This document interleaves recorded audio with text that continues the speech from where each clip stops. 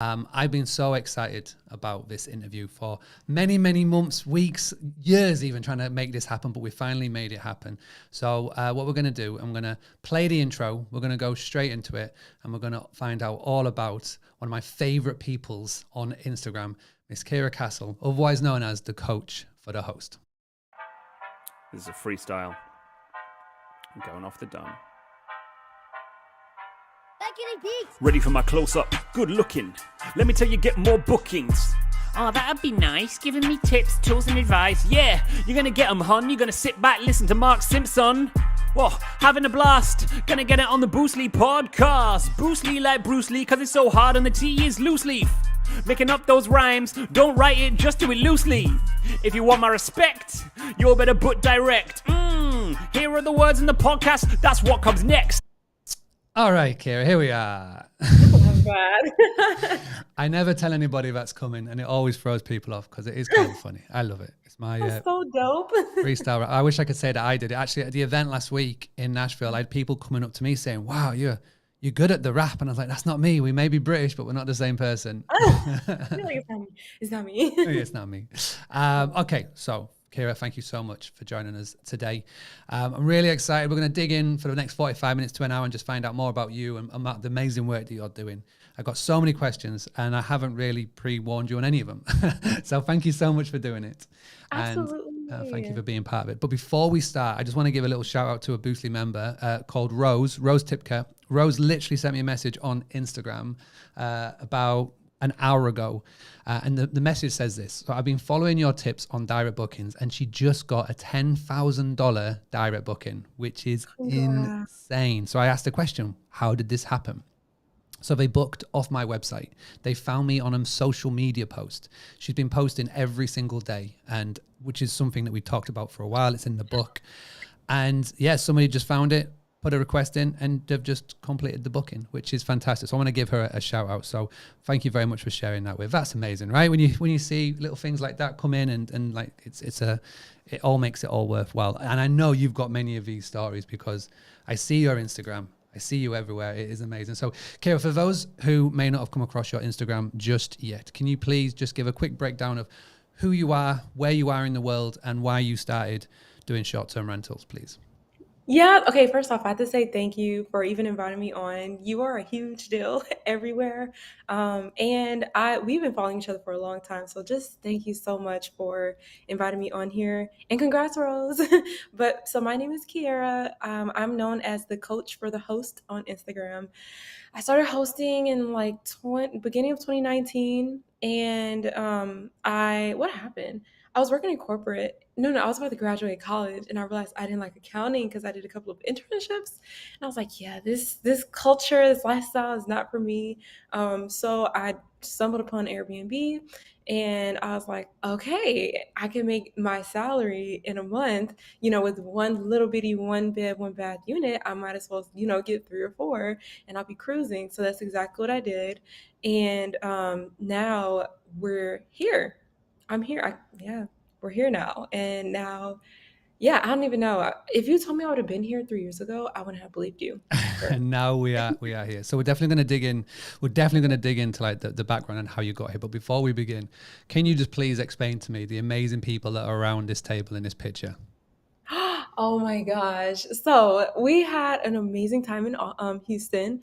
So that's my husband right by me to the left. Yep. And then Julie, she's so amazing, $1 million host. And then Noble, he's to the far, him and his wife are to the far, Yep. right? And he's known for government contracts when it comes to bookings and all that good stuff. By the way, I have started reading your book, the book Direct Playbook. Yeah, thank Yes, you. I've been reading it and I love it. And then finally, last but not least, TJ Tajani and his wife. His wife is so amazing. But we just had a good time, and now we're here. Now we're here. So that was an event that just happened in Houston. So I'm so amazed you got to meet up with Julie George. I've been spending my last week, seems like I've had my last 3 weeks with Julie. And obviously for those who don't know who Jolie is, from Australia, grew and sold and scaled and sold her business now, traveling the world and meeting up in events. And it's crazy. I feel like we all discovered it of each other via Clubhouse. Yeah. That's where it all began, sort of beginning of 2020, 21. And this is why the last week has been so amazing, because I traveled over to America and met so many people that we discovered on Clubhouse, and now we're doing this. So thank you very much. So let's dial that from the beginning. So you were in Virginia. Mm-hmm. That's correct. So your partner, your husband, is in the military. So he was based, and you were doing bits. And how did you sort of then go from being in Virginia to, because you always talked about, and something I've listened to you on the podcast with Jesse and Rafa, you talked about how you've always been a born business owner, a born entrepreneur. You've always been used to selling things on the school bus, etc. But when was that moment that you sort of realized that you could take a business, take a property, and start doing it on short-term rentals or on Airbnb? Like, what was that sort of moment? Oh, that's a good question. Um, you know what's crazy? I feel like because of my story and the way I grew up, I didn't think I could, which is so weird because, well, I always had an entrepreneurial spirit, but at the same time, since I didn't grow up with much, the reason I chose accounting as my major is because I wanted something secure. So I didn't have to worry about where the next paycheck was coming from, where the next meal was coming from, if the lights would be cut off, things I dealt with as a child. So when did I realize? I probably realized it way after I started, like probably sometime last year or this year, although I'd already been hosting. And it's only because I was still stuck in that I need something secure and stable mindset. So I would say, if I had to put a date on it, it wasn't until after I moved back to Houston with my family where I was like, okay, it just has to happen. I have to make it happen. So it wasn't even like soon after I started. It was like way after. Yeah. And so you got started, and you got started with one property, obviously. So that's how everybody gets started. What was that experience like when you first sort of got the booking, came in, and you had your first set of guests? Like, do you remember that sort of moment? Because obviously now you've had many guests. Like, what was that first moment, the moment that you sort of get the booking, they're on the day of arrival? Can you sort of remember that? Because it was kind of recent. Yes. So I remember that day like it was yesterday. We got our first booking and it was like a girl. I remember her face and I was like, Andre, maybe we should like meet them and tell them how to work the door, tell them how to do all this. So what we did is like we waited outside for them. I was so excited looking outside the window, just waiting for them. And then when we saw them like walking over, we ran outside because it's an apartment building. We ran outside. I was like, "Hi, I'm Kierra. We're on, Kierra and Andre." And then we were like telling them everything, like, "Oh yeah, you're our first guest. We're so excited. Let us know if you need anything." And they were like a little shy, so I was Yeah. like, "Thank you, whatever." But they ended up walking in, and after that, it felt like I was giving off my kid to be married because it was like, "Hi, my baby," and that's how it felt. And then after that, it's kind of like, yeah, okay. It just became like an everyday thing, and you have different goals because the goal then was to get booked.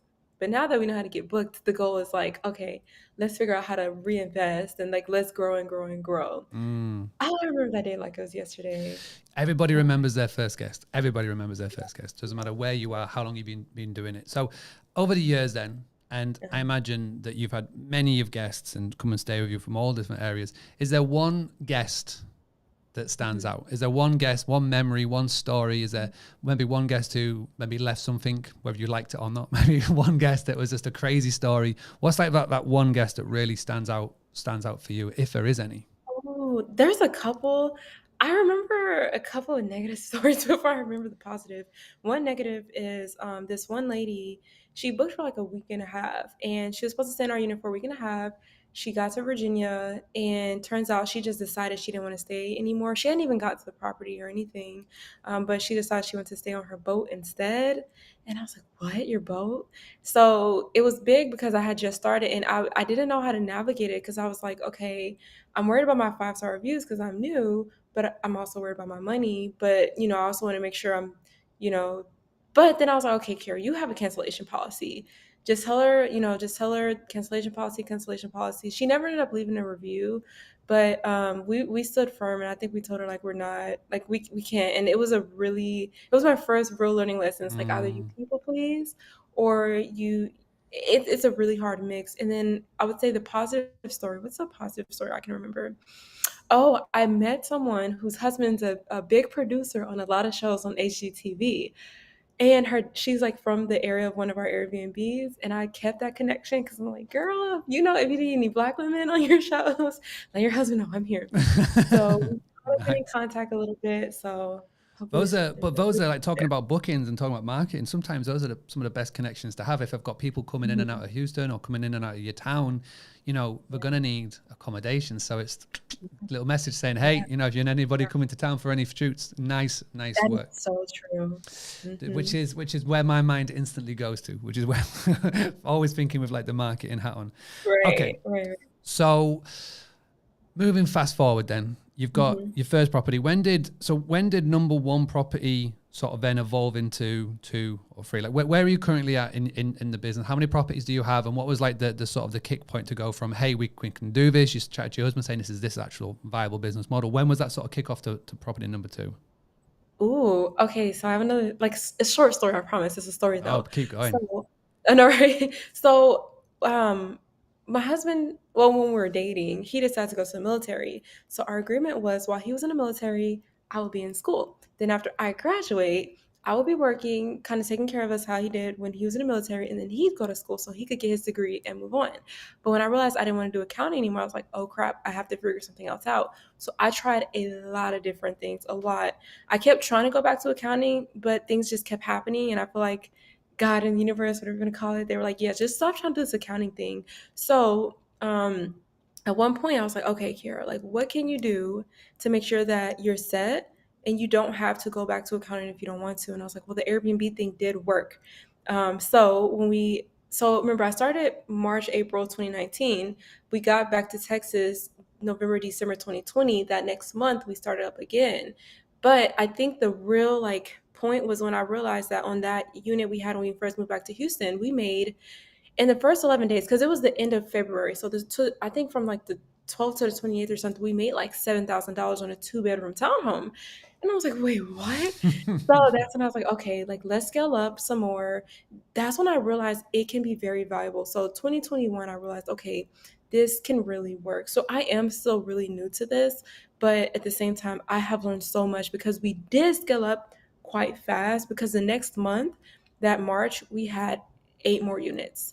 And then after that, we realized we wanted to save our funds and reinvest into buy property. So that's what we're doing now is buying property. But it probably took 2 years for me to realize like this is real. Like you can really do this and scale up. And I think I have, a lot of people in the industry see me and are like, hold on, who's this girl? Where's she come from? But I think Where it's more. I feel like I came to know of you probably when you were just about taking on those extra properties because you jumping into Clubhouse and the knowledge and the experience that you shared. And this is what I love about Clubhouse is that anybody can have an Instagram, anybody can have a TikTok, anybody can make to look like that they look like they know what they're talking about. But when you go into Clubhouse, there's no people doing it for you. There's nobody sharing it. It's you. It's literally you. When you're up on stage, you've got like that 1 or 2 minutes to show that you know what you're talking about. And this is what Clubhouse was really good for, to be able to separate those that just have nice, pretty Instagram pictures but really don't know what they're talking about to those that really do know what they're talking about. And you were one that 100% stood out. That's why you got on my radar. And then It's so crazy. I'm pretty sure we met before Clubhouse. I know it for a fact. okay, I know it for a fact. well that's interesting. We'll have to dig them out. I know we will, but I remember. I know who I met on Clubhouse and who I didn't. I'm pretty sure. I think I knew you. We followed each other before Clubhouse. Well, even if it was before, like now, if we look at your Instagram and just the way that your growth over the last year, it has been amazing. Like you look at the quality of I love your reels, by the way. Your reels are fantastic. I love your stories. Like, when did you realize that what you were talking? Oh, there you go. Like, sorry, I was going to say, when did you sort of think that, hang on a second, well, what I'm talking about could really help others? Like, what was that sort of kickoff point? Because I don't know, it's maybe been the last year that I've really noticed that your social media game has taken a level up. And like, what's been that sort of kickoff point? Oh my gosh. So I took some courses on like Forex and stuff before I started my coaching business. I started in August 2020. And right before that, I was just helping people get booked at that time. I wasn't helping people start their units. And I was taking so many courses and I would do well with like their products and stuff. But I was like, hold on, like how much did I just pay for this course? And like I feel like I have knowledge. I just don't know how to package it. So I would say June, July / August. My husband was getting out like in 2 months, and that's another reason I was like, okay, what's another way you can make money without having to do accounting? Like, that was my goal. I was like, I just don't want to go back to accounting. So I was like, okay, let me find someone who can help me package this knowledge, because I didn't know crap about marketing. I was an accountant. So I found my coach, and she's actually coaching consultant now, but well, she's a mainly consultant, but she taught me the process of launching and how to build a course and all this other stuff. And I was like, well, I just know I have a lot of knowledge. But okay, here's the thing. I feel like people are gifted, and I really feel like it was like Airbnb was a gift to me, because when I first started, there were a lot of things that I figured out that I feel like I shouldn't have known unless someone taught me. And that's how I knew, like, okay, wait, how did I know how to do this? I knew how to respond to guests. I'd never been in customer service.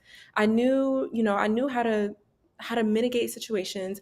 I knew how to get to the first page on Airbnb. I knew what attracted people. Like, I knew where their eyes went. It's just like things I wish I don't know how to explain. But when I realized that it was a gift, I was like, okay, well, if it is a gift, I can't hide my gift and I can't keep it to myself. Let me go help other people. And I think that is why I have grown so much, is because I use my gift to help others get booked on Airbnb. I know you're not just supposed to be on Airbnb, but Airbnb is what came to Well, we got I to hear you. start somewhere. We've got to start. Well, obviously, we're talking on the direct booking podcast, but we've got to start Right. somewhere. And obviously, you started on Airbnb. Now, your niche, the people that you now help, females and mostly Females. American, mostly American, would you Yeah. say? Oh, yeah. So mostly American. I started off helping everyone, but I've always had a female audience. It wasn't until I got to YouTube that males started to discover me and be like, hey, do you also coach women? I get that message like every day. Do you coach men too? Well, this is the thing that I've learned, and this is something that I really like about yourself, is that you got to bury yourself so far down in a niche that there's room for nobody else. And you don't have to be the best, you Ooh, just have to be the only. Those are two things that I've always stuck with me. And, if you try and appeal to everybody, then you'll appeal to nobody. But yeah. it's what I love That's about your course and your coaching and the way you document it so well on social media, is that you really care. You really care. As in, like, you've just recently traveled back from, is it Florida, or so you were yeah. somewhere with one of your students helping them get started up. And Yeah. that is amazing to see. It must be a lot of work, must be, but obviously the payoff is there, which is massive. Yeah. So let's go try and give a little bit of advice. And so if there's a host, somebody's watching this, maybe they're just about to get started or just about to pull the trigger, you've coached a lot of people now, what's the one mistake that you see your students make, that one main mistake that you see most people make when they get started in this industry? What do you see that being? It's crazy. I feel like ours might be the same, but I want to hear yours too. So can I do it in a reverse? Yeah, so you want me to go first? All right, Yeah. absolutely. So mine, what I noticed time and time again is when I talked about niche and we talked about guest avatar, I feel like everybody is trying to have just anybody. Anybody's got money. Anybody who can pay, anybody who wants to book with me, come book with me. And I feel like that's the core mistake that I see so many people make. And it's interesting now as we come into 2022, going into 2023, more and more hosts are having to be really dialed down on their niche. And it's not just one property, is like a brand of their businesses. And I take a fantastic example. It's Sergio at Jungle House. Let me bring up his website up on the screen, because he's really dialed down on who his guest avatar is. All the properties are designed the same. All the property has got that Jungle House feel. So branding is on point. So it's just basically, it's the house with the plants.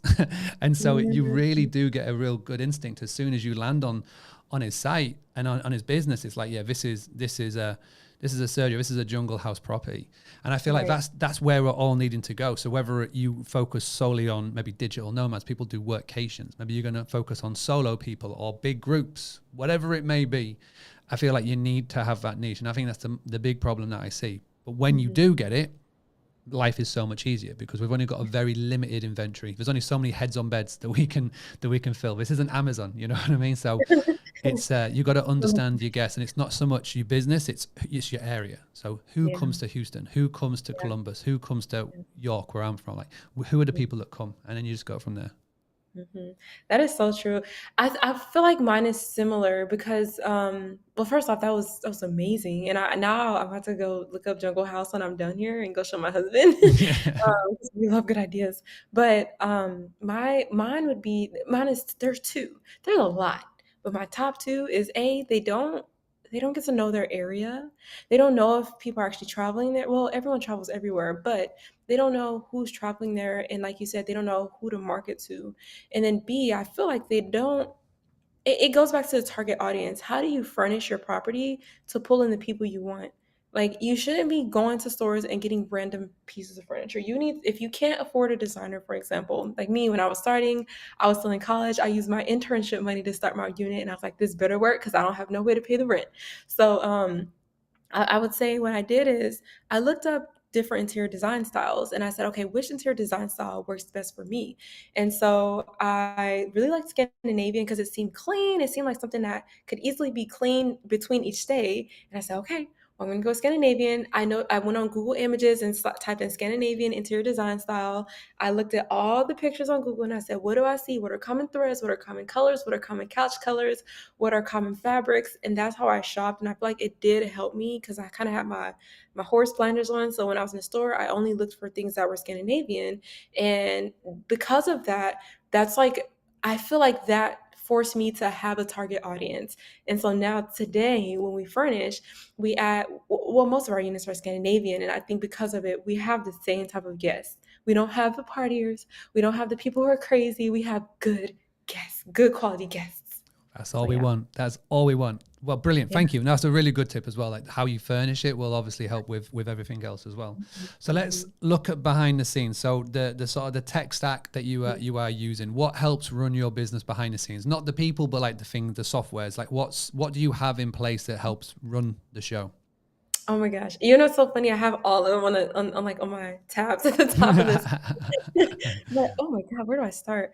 So I use Kajabi. Kajabi is to hold my course. And then I also use Thrivecart, and that's kind of like a well, no, it's not a sales processor because I use Stripe and PayPal for sales processing, but it's more for like the sales page.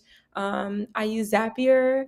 Zapier is amazing because every time something happens in my business, it automatically does something for me. Yeah, it's like a assistant. It's like a virtual assistant. It is a 24-hour assistant that is It on. literally is. I Yeah. know. And And it's then free, which is amazing for the most you know, part. so I outgrew the free, I think within a week. Wow, you have. I always say it's like popping a Pringle. Like once you pop, Right. you can't stop. You just got to keep You going. can't So, stop. which is awesome. So you've got Zapier. So that's for the coaching side. What about the hospitality side? Do you use things Oh, like Hospitable? Do you think what do we have in place there? you'd be surprised. I only use Airbnb. What? Yeah. So I feel like Airbnb is one of those things I understand really well. So it's really easy for me to, every time they have something new, I can implement it. I know I shouldn't just be on Airbnb, but I understand it really well. Kira, But me and you are gonna talk after no, this. you Me know, and you are that's gonna- why I started reading your book. I was like, okay, Kira, you had to.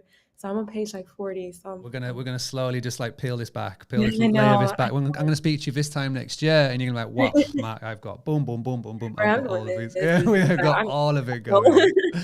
Now, yeah. so what would you say then would be your main social media channel? I'm gonna say I'm gonna say Instagram, but with a little sprinkling of YouTube. Would you say that Instagram is your jam? Is that where you spend most of your time? So when it comes It's to where I like spend market, most of my yeah. time.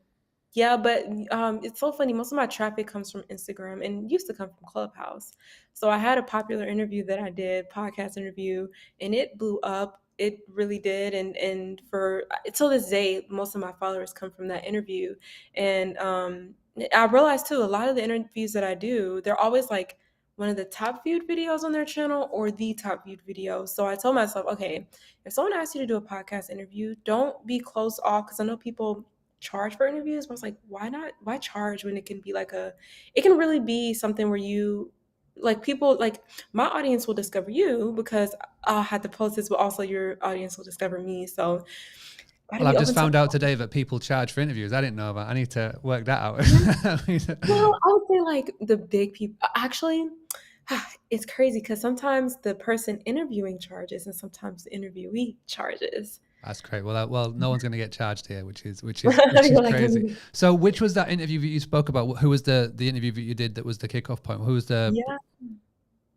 yeah. Her name was Sarah from the She's Off Script podcast, and her podcast is for like women who Mhm. are just wanting to do something different with life, and Till this day, I can't believe how big it's grown. And I was like, you know what? Let me try this YouTube thing because it was on YouTube that she posted it on. Mm. So I was like, let me just post a video. I'm not gonna take it seriously. I've done 4 other YouTube channels in the past, and they barely got any views. And let me try this. So my first video I did, I got like 6,000 subscribers and like over 260,000 views on it. And I was like, oh, okay, I like YouTube. I see why people, go to YouTube because Instagram is a lot of work, but Yeah. YouTube, I feel like it's work, but it's not Instagram work. Well, in Instagram is your 15 minutes. Yeah. Your post will last for 15 minutes. With YouTube, it lasts forever because it's a search engine and Yeah. people will find you at many different times. I've been very fortunate to be posting on one channel since 2016 and people still come to the Boostly channel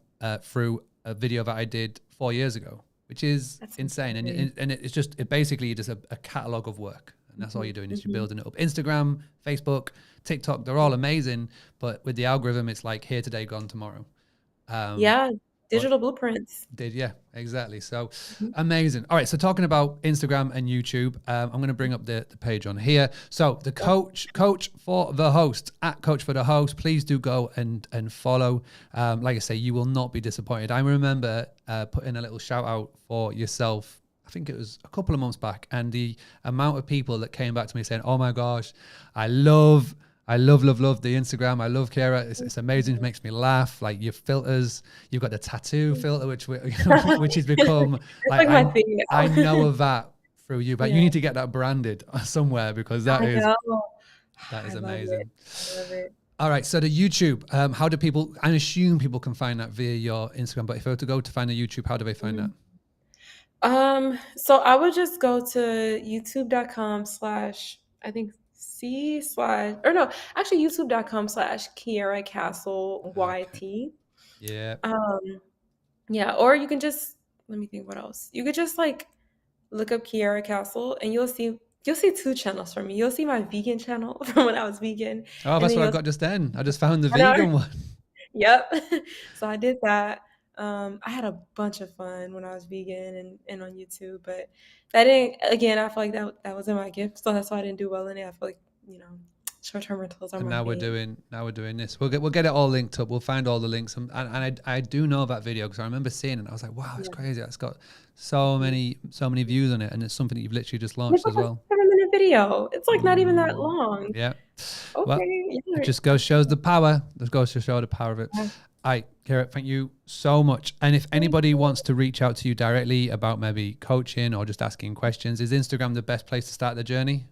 Instagram is the best place, but also you need to go read the playbook that Mark wrote because it's a great start as well. Thank So find me on Instagram. I'm always open to talk to anyone. I know you sent like a lot of people my way, and I would like to say thank you for that. We still talk to this day, so thank you. Yeah, for of course. And everything. hopefully one day, just like with Julie and with TJ and Noble, you all got to meet in person last week. Hopefully the next time I'm over in the Oh, States, it'll be in person. 1,000%. Are you not coming to TJ's event in I August? can't with the baby on the way. Dang, you're right. It's nails to the mast now. We are here. Yeah. Nashville was Yeah. amazing. 2023. Well, I'm going to bring the whole family over next year. So You should. let's Oh, do- I can't wait to meet the boys and the girl. Hey, yes. Okay. Thank you. All right, Kierra. Have an Thank you. amazing day. I know it's morning your time. I appreciate it. Have a great day. Thank you, everybody, for tuning in. And as always, this is the Boostly podcast where we give hosts the tools, the tactics, the training, and the confidence to get more bookings. And let's leave this with a little freestyle rap. This is a freestyle. I'm going off the dome. Ready for my close-up? Good looking. Let me tell you, get more bookings. Oh, that'd be nice, giving me tips, tools and advice. Yeah, you're gonna get them, hon. You're gonna sit back, listen to Mark Simpson. Whoa, having a blast. Gonna get it on the Boostly podcast. Boostly like Bruce Lee, cause it's so hard and the T is loose leaf. Making up those rhymes, don't write it, just do it loosely. If you want my respect, you better put direct. Here are the words in the podcast, that's